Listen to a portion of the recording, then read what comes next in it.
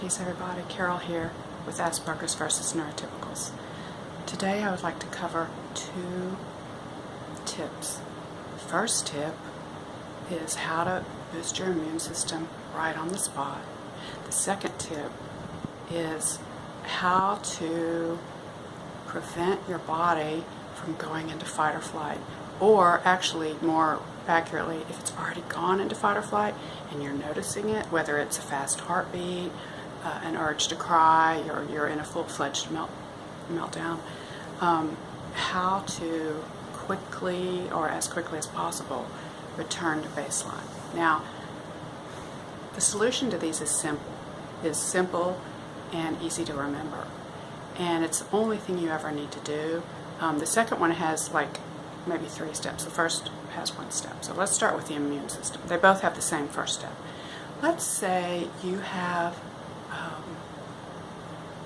well, I'll just speak from personal experience. So sometimes I get cold sores on the corners of my mouth, and certain things trigger them. For example, when I go into a library or Walmart with the fluorescents, they always seem to, like, I can sort of feel the tingles, like a cold sore's coming on. But if I immediately leave that environment and get away from the fluorescents, it stops. Now, in a previous video, I hypothesized, after doing extensive research in quite obscure papers, that since mercury has, since the mercury in the fluorescent lamps is being activated, and the fluorescent lamps are not only emitting a very unhealthy spectrum of, that's very different from natural pure sunlight. It has way too much blue and not any infrared, which is needed. Since the spectrum is unhealthy, add that to the fact that it's emitting the mercury excited spectrum, because that's what a fluorescent bulb is. It's mercury gas being excited with electricity so that the electrons in the mercury molecules in that gas go to higher orbitals. And then when those electrons go back down to the normal low energy orbital, which is a constant process. In other words, the electrons, this is the nucleus of the mercury, and say the electrons are going around, I'll just use an old-fashioned model, and then the electricity hits it and it goes up to a higher level. And then it's just like too high, it's unstable, so it goes back down and it releases that particular frequency. And so what you have is a distribution of frequencies of light that are coming out of the mercury lamp that match precisely the mercury fingerprint. And what that does is it activates every single mercury molecule in your body. And we all have mercury in our bodies because it's in the environment, it's in the air pollution. Some people have mercury fillings, amalgam fillings that have a high percentage of mercury. And so it activates all those molecules in your body, and then they aggravate your immune system. And I think that that's what's happening. How else can you explain why mercury lights would do this? Okay, that was a sidetrack. So the first thing would be to get out of the environment. But here's the thing, is what if you're being stressed by a person or a situation, or you're late or whatever, and you notice you're getting really stressed and your heart's pounding, or maybe you have another virus like a shingle. Some people have recurrent shingles and they'll feel the tingles like in their face. Actually, I'm one of those people. I get shingles in my face, and so it's always on the right side. Ever since I was in grad school, when I had high levels of stress. Actually, it started in undergraduate, but it got worse in grad school. Yeah, you can have stress in grad school, believe me. So I'll feel the tingles, so either here or me. Anyway, you do what's called block breathing, and it's also been shown to improve the frequency of your alpha waves in your brain. So I'll explain it. Breathe in for 5 seconds. You hold for 5 seconds. You breathe out for 5 seconds, and you hold for 5 seconds. And you keep repeating that for a whole minute. And you do a whole another minute, and then a third minute. And then after about 5 minutes, you'll notice that your trigger is gone. Like my tingling of my corners of my mouth will be gone. And it could be because you're getting oxygen into your blood, and oxygen is known to get rid of microorganisms. Because microorganisms can't grow in the presence of oxygen. And it could be also that viruses can't thrive in the presence of high oxygen. Another thing is that, as I mentioned, James Hart at the Biocybernautic Institute, who teaches alpha brain training, he teaches this as a method to get into high alpha. You don't need to do biofeedback to get into high alpha. You can just do this breathing technique. And he states that by doing this exercise, you're increasing the alpha brainwaves in your brain.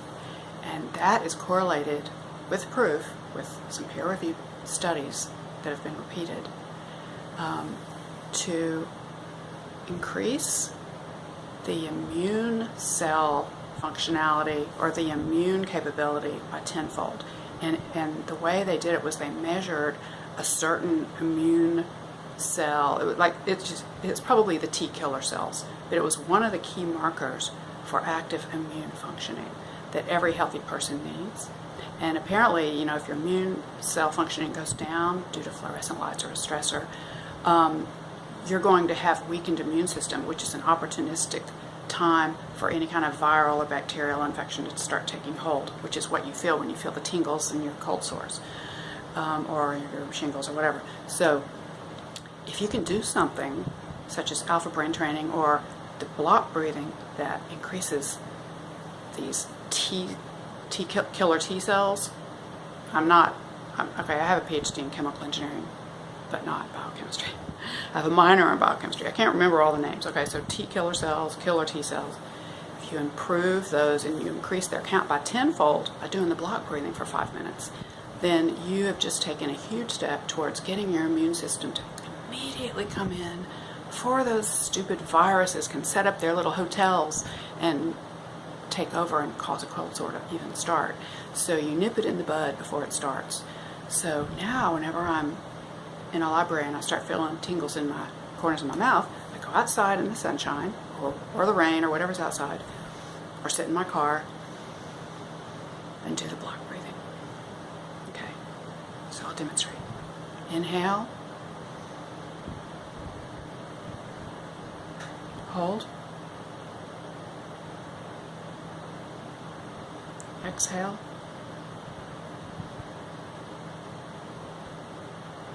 Hold out. Inhale. Hold.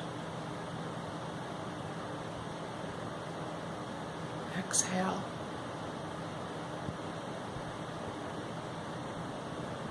Hold.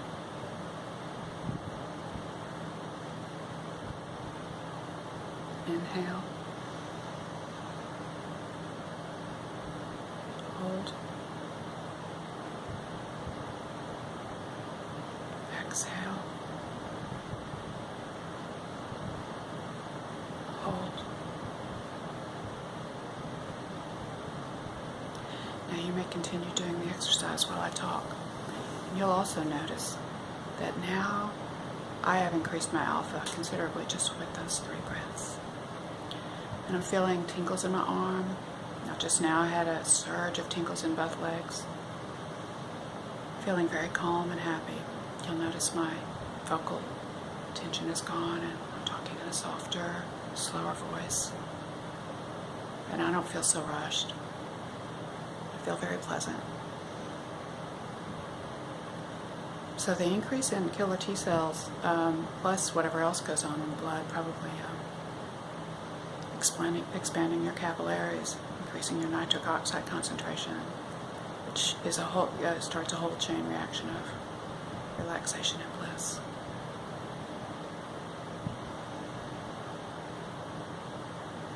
So that was part 1, how to improve your immune function on the spot.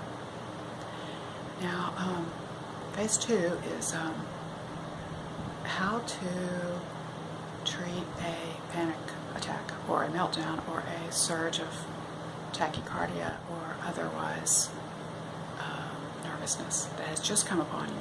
It could happen before the event is observed consciously. That happens to me a lot. My heart will start pounding fast, and then the event occurs. It's just so weird, but it's like I'm psychic, but we're all psychic. So when that happens, and you know that you don't want your heart to beat fast because it's not healthy, what you do is you do the block breathing, just like I explained. And then after you become calm, now that you're calm, you have your thinking facilities. When you're not calm and your heart's pounding, your amygdala is overfiring. And it actually hijacks the higher functioning thinking portion of your brain in the front part of your frontal cortex. And so what you need to do is get yourself into a state of calm, peace. Then you'll be able to think clearly. Then you can think about the stressor, and you can reprogram your reaction to it. I'll give an example that happened to me this morning. It's the reason I'm making this video. I went to my physics YouTube channel, Dr. Blaney Physics, and I got a real bad hate comment from someone. I could kind of tell they were, not trained in physics. And they're very, they were of the era that's kind of doesn't understand the new generation, which is fine. I mean, I don't understand certain things of the younger generation myself, but I'm always trying to learn and understand with an open mind. This gentleman was of the type that, this is my guess, that he wouldn't want to learn because he's right. And he's not really open to new ideas. And so he was like saying that most physicists talk in zigzag lines. He's talking about, he didn't know this, but he was talking about Feynman's diagrams for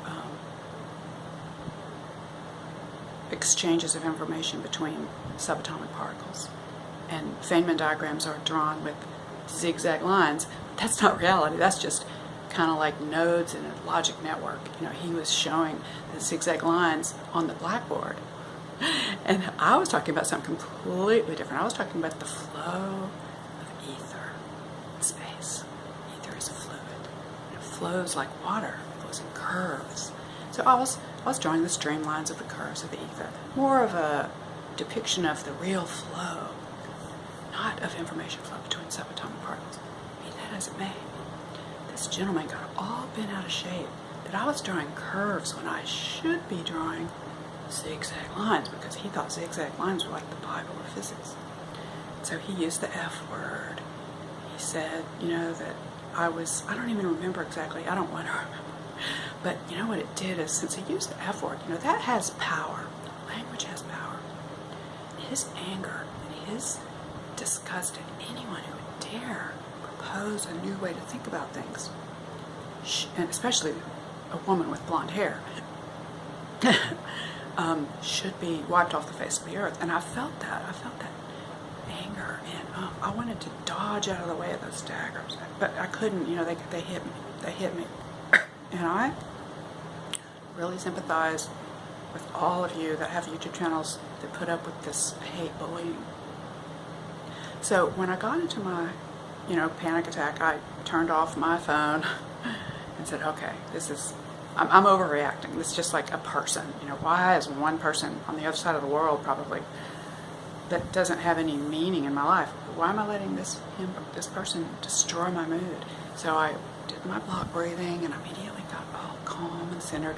And I realized that this is a really difficult world to live in. And a lot of people feel that they're getting everything taken away from them. They used to be rich, now they're poor. They used to have little happy children, and now their kids are grown up and they're angry.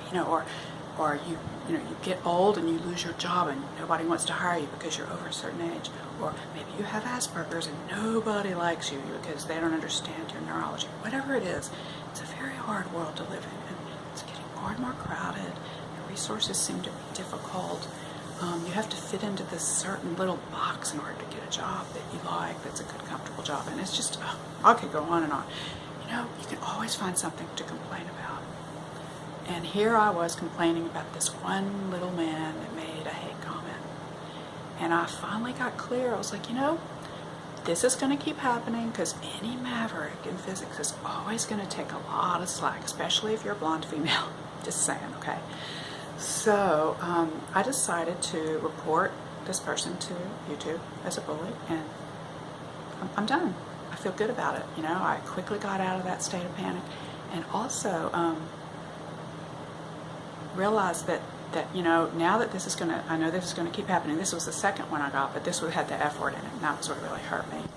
I'm just, whenever that happens, I'm not going to read any further. I'm just going to immediately, I'm not even going to report them. I'll just, you know, take the comment away. You know? And anything that's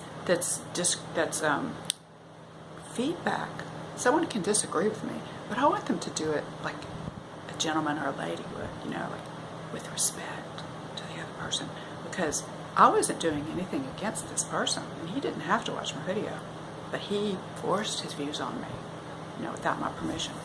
So anyway, the point is here is that when you're faced with the stressor, you need to escape to the bathroom or to your car or outdoors and do the block breathing,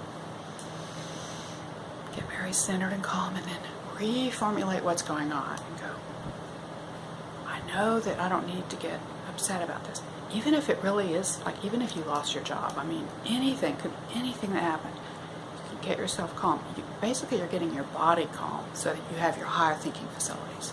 Then, with the pencil and paper or your own inner blackboard, you can start to take notes about, why is this stressing me? What can I do to prevent it? Would Jesus get upset with this, or would the Buddha get upset with this? You know, what would, you know, find out who your idol is and what would that person do in this situation. Start to formulate an alternate response. So I hope this has helped, and I'm going to try to post this on YouTube directly from my phone, since I don't have Wi-Fi in my life that I have to move back and forth between 2 countries. So I will not have titles or anything, but please like and subscribe if you like this video, and I really appreciate your support. I'm just here to help other people like me, and so if I've helped you, I hope you would like the video. I really would appreciate it. Peace, everybody. Have a wonderful day.